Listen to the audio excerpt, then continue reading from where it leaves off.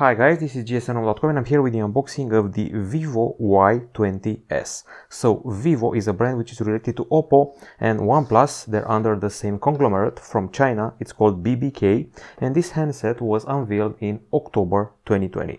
It's still rather fresh and it comes with the following premise: an affordable budget phone with a Snapdragon CPU, the Snapdragon 460 to be more precise, and a triple wide camera and a good looking backside. Speaking of which, let's check it out. So this is the backside I'm talking about. This is supposed to be a hue which is somewhere between purple and blue with a hint of, well, green. Okay, so let's fire it up. I've already set it up and played with it for a bit. It's a typical budget phone and it should be priced at around $200 in most territories. Now, inside the box, we find these documents. So this is the product information, and here we have a bunch of leaflets and all that, plus the key used to access the slots. Next up, we find a charger right here, which has an USB-A port and the promise of, let's see, up to 18 watts of charging. Moving even further, there is a cable here, which is pretty old school because we have a micro USB. So let's check it out. This is the micro USB connector, which hooks up to a full USB-A. And finally, something very rare nowadays, very rarely seen, a pair of headphones, which plug in to a regular 3.5mm connector, and in that case the audio jack.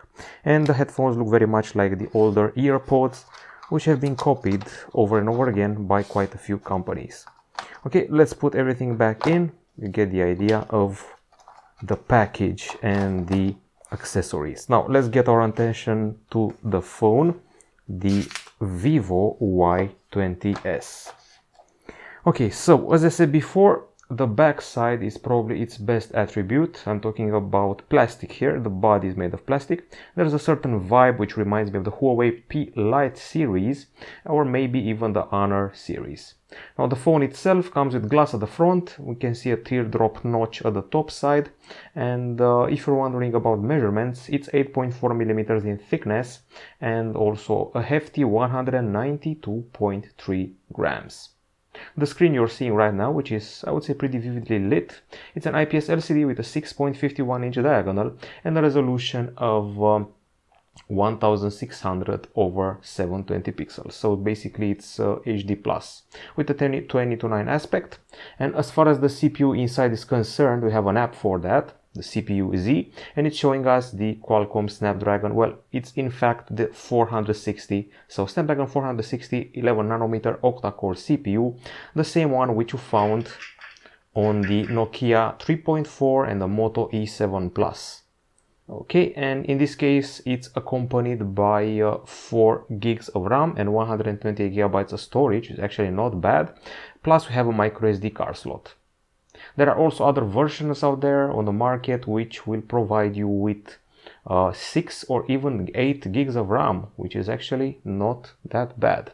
This is a dual SIM phone with a hefty 5000 mAh battery, which promises 18 watt charging, which I'm figuring that it's the maximum achieved via micro USB.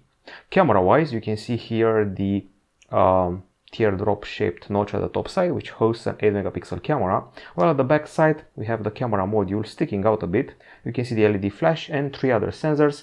They're pretty small judging by the lenses, and we have a 13-megapixel main camera with face detection autofocus, and there are 2 other 2-megapixel shooters, one for macro, one for bokeh. That's about it, triple camera. Now, if you want to talk about other details and other things which the handset is providing, I can say that it offers you full HD filming at 30 frames per second. There's no 4K here. And it has at the bottom an audio jack, microphone, a micro USB port here, and this speaker here. At the top side, absolutely nothing. And I have to say that I'm loving the color of the frame. For some reason, it also switches hues as you go all around it. Pretty solid build and pretty familiar design if you've seen one of those Oppo, Huawei, OnePlus or Xiaomi phones before. It's got a Wi-Fi dual band. It also comes with Well, Bluetooth 5.0, GPS, FM radio, and a microUSB 2.0 port, while security is taken care of by this flat power button which integrates the fingerprint scanner, which I already set up. So if I use this finger here, no authentication, but if I put the finger here, it authenticates me pretty fast. The hues in which the device is available in are Purist Blue, Obsidian Black, and a Nebula Blue. I'm thinking this is either the Nebula or the Purist. The software we're running on here, it's actually Android, well, 10. That's what it debuted with. It's Android, it should be Android 10, but actually it's Android 11. The device got upgraded, which is actually pretty cool to see for a $200 phone. So when it reached me, I was prompted to do an update. It had about 2 gigabytes, and I swapped from Android 10 to Android 11, and we also have FunTouch OS on top, which is a pretty snappy interface, I have to admit, and not very bad looking as far as Chinese interfaces go. The camera UI is also a bit different from what you see nowadays. It tends towards minimalism. We have here the More section with your live photo, slow-mo, time-lapse, pro, and dock. This is the video section, this is the photo area, this is the portrait, panorama, and there are a few extra options here, like one called lens for the super macro, and bokeh. Interesting distribution of the options, relegating them to the top side. Okay, so this is basically my first contact with a Vivo phone and the FunTouch OS interface. So far so good. I'm actually digging what they did here and the fast way of updating it to Android 11. This is it from us. This device is called the Vivo Y20s, should be priced at only $200, which is pretty affordable for a triple camera phone with mid-range specs. I'll be back with a full review pretty soon. This is it from us. Bye bye.